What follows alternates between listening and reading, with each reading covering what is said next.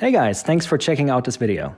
This will be a short overview of how making maps or levels works in UDK versus the Overload level editor. In this video, I can hopefully clear up some of the questions you might have, and I will demonstrate my level converter and show you the workflow for getting your Overload map into UDK to play it in Sol Contingency. Let's look at how the UDK editor works for level building. When you start off with an empty map, you see a red cube in the 3D viewport. That cube is your builder brush, and it's used to basically stamp out new level brushes. Now, if you're totally new to this topic, think of a brush as a primitive shape like a block or a cylinder that is created by the game engine. Its size and shape can be modified, it can have textures on its surfaces, and it usually collides with the player, monsters, and weapons fire. Essentially, brushes are like floors and walls for your level. Okay, so contrary to other game engines which work with brushes, like the Quake engine, in Unreal or UDK, you can't just draw them up in the editor. You have to use the builder brush to generate a level brush. Then you move the builder brush elsewhere and resize it before making your next level brush. This is a pretty tedious process, and making Unreal maps used to be demanding due to this in the past, when brushes were still making up most of a level. Nowadays, most designers will use 3D models or meshes with an invisible collision brush over them to make the lion's share of the level. And this is the fundamental difference between mapping for Unreal with UDK and building levels for Overload with the Overload level editor. In the Overload editor, you don't really use meshes all that much. You're mostly building with segments. Let's look at that editor now. So I've made a little level here by starting off with the default segment the editor generated for me, which is a cube, and then adding more segments to one of the existing segments' sides. Essentially, you can think of these segments as Overload's version of brushes. The main difference is that these segments will usually be rooms you can fly through in the game, while a brush in Unreal is commonly a solid block forming a wall or a floor. This difference is called subtractive geometry, which is what Overload uses, versus additive geometry, which is what Unreal's brushes are by default.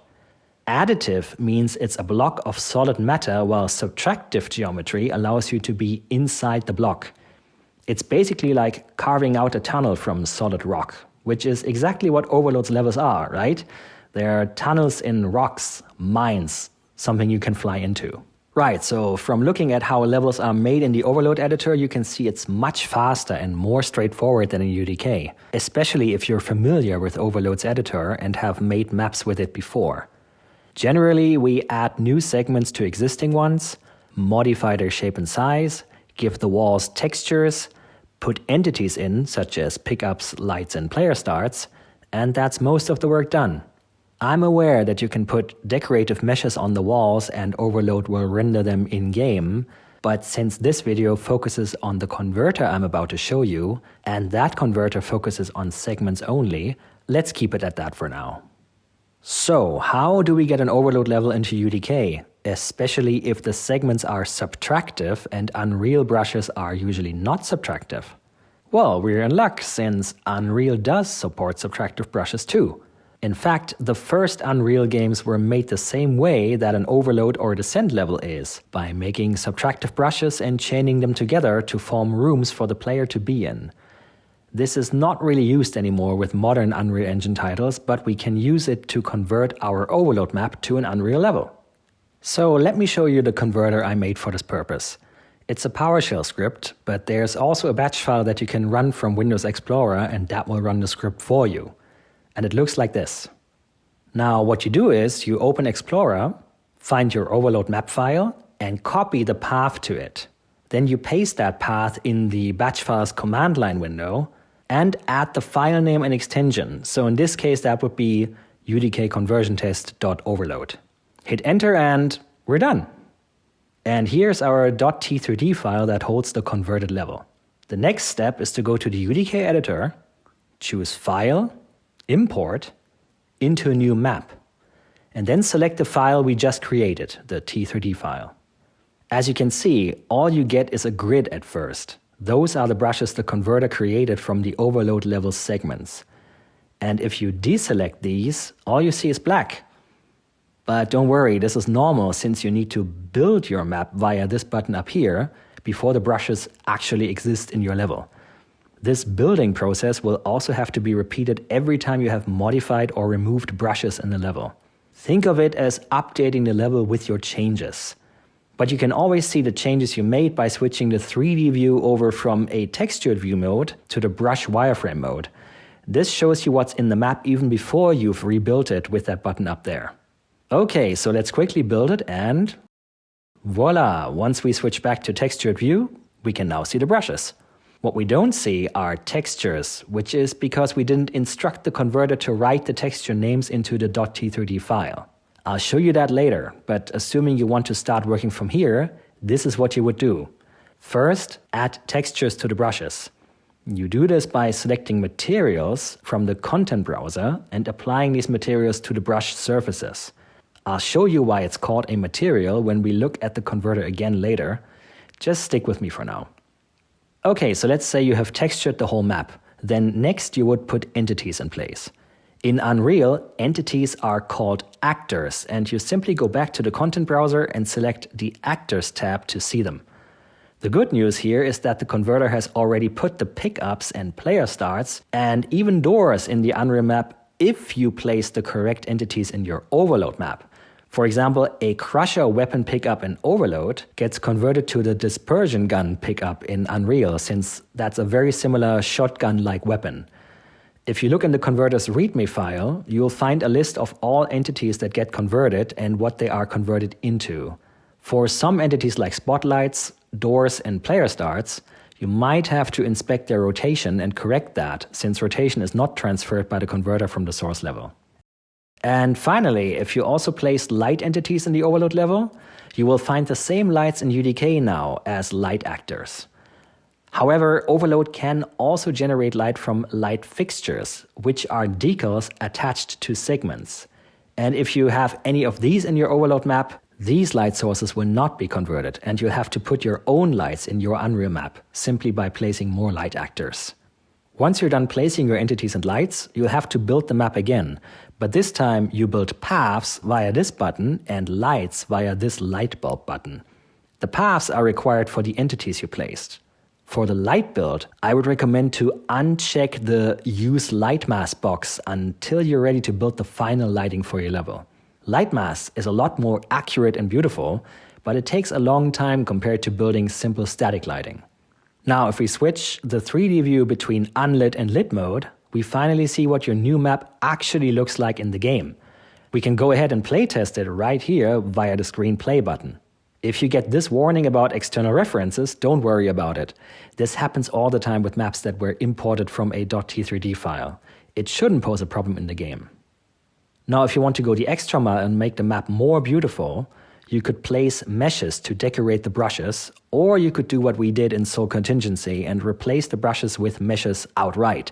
This gives the level a lot more detail, but you gotta have the right mesh for the job.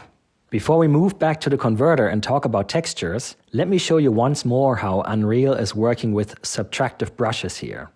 As you can see, there's a big blue brush around the whole map when we zoom out. This is an additive brush, so a solid block as is normally used in other Unreal games for the whole level. We used this block not to make a wall or floor plane, but the converter placed it here before it started putting the segments, the subtractive brushes, in the level. Basically, we started out with a huge solid mass and then carved out the level's rooms with these yellow subtractive brushes. So no matter what you do, don't remove this big blue brush, because if you do and rebuild the map, nothing will work anymore. You also can't make a new additive brush around the level segments after the fact. It has to be the very first brush that is put in the empty level. That's just how the engine works. It starts with an additive brush, and then you can subtract away from that, never the other way around. Now in Sol C, we never worked with subtractive geometry at all. We just started from empty space and placed meshes, then put invisible brushes around them just for collision with the player. So essentially, an official Sol C map works like any other modern Unreal level. Everything is additive, and meshes are what makes up most of the map. Again, if you want this kind of detail, then you might actually be better off not converting from overload at all. Or you could use the overload source only as a guideline for your Sol theme map and delete the brushes later. Before we move on to reconverting the level with textures, there's a bit of an issue I want to briefly discuss. If you build an overload level and you reshape your segments, what can happen is that the surfaces of a segment become warped. For example, if I were to select only one vertex on this segment and move it, one of the associated sides will get warped, like a sheet of paper that bends to conform to the new shape. And while Overload can handle this, Unreal can't. So when you convert this map to UDK, the converter will tell you that it's split the warped surfaces in two. A split surface looks like this in UDK. It's simply broken up into two triangular surfaces, as if we were to fold that hypothetical sheet of paper I mentioned earlier. Now, the issue with this approach is that if you have a lot of warped surfaces next to each other in your map, all the splitting can cause errors with collision. If we play this map here, where the whole tunnel was split almost everywhere, we run into invisible walls that we can even shoot at. That's because the splits also occurred between the segments or brushes where there should be a perfect seal so the player can fly through them. The splitting creates imperfections between the brushes and you end up with these invisible clips of a wall that block you. Unfortunately, the only fix for that is to delete these brushes from the map and replace them with something else that you build in UDK. So if you want to prevent this, make sure that your segments in the overload editor don't have warped sides or only a few of them. Alright, now for the real magic. Let's convert the same overload level, but this time keep the textures. To do this, I'll have to run the converter script with a parameter, so I can't use the batch file. Instead, I'll navigate my file explorer to where the script is, then right-click anywhere and choose Open in Terminal, which gives me a PowerShell prompt right here. Now all I do is enter the name of the script, and I can even press the tab key to autocomplete my entry. Then add the path to the source overload file by copy-pasting it from Explorer as we did before. Add the map name and extension. Now here comes the important part. We need to give the script the parameter material package and the name of an Unreal texture package we want to use once we import the map into UDK. You can choose this name freely if you have no texture package yet, so I'll just call this Overload Textures now and then show you how to make this package from scratch. Okay, so hit enter to start and done. As you can see in the output down here, since we gave it the material package parameter, the converter now tells us the names of the textures that are in the source level. It's now up to me to make a package in UDK with textures that have these same names. Once I've done that, I can import the map into UDK and the textures will just show up on the walls. Back in UDK, let's go ahead and open the content browser again. We want to make a new package with textures, and the easiest way to do that is to simply import them. So I'll click on the Import button and look up the texture folder inside the Overload Level Editor. And these are all the texture files that the editor uses when you make your overload level. I'll select the ones shown by the converter earlier and import these files into my package in UDK.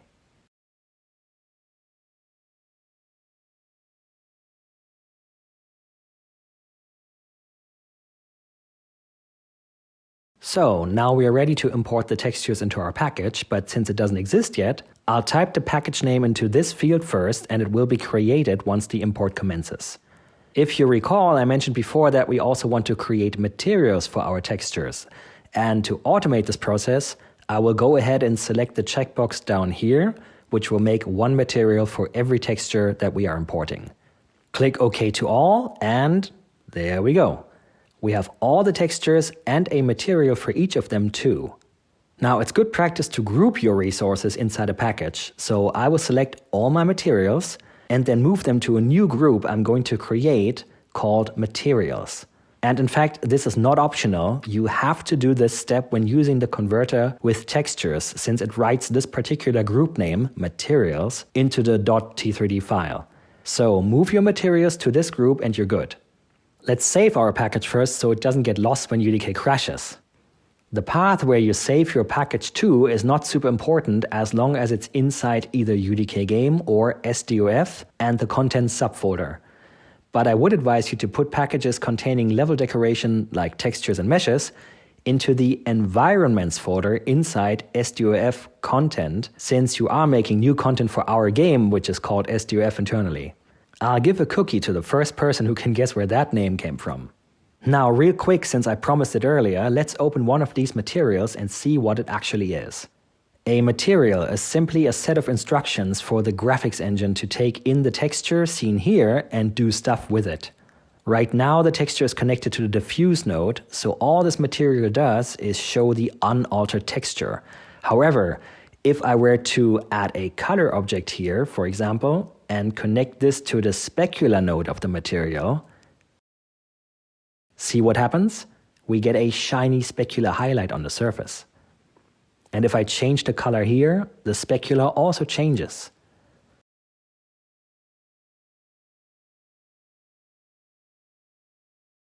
You can also do math stuff like multiplying the color with the texture, and that will tint it, completely changing its look. Essentially, you can make a texture look totally different or even animate it with a material. One thing to keep in mind is that you need a material for every texture, since you can't apply the raw texture file to a surface in the level.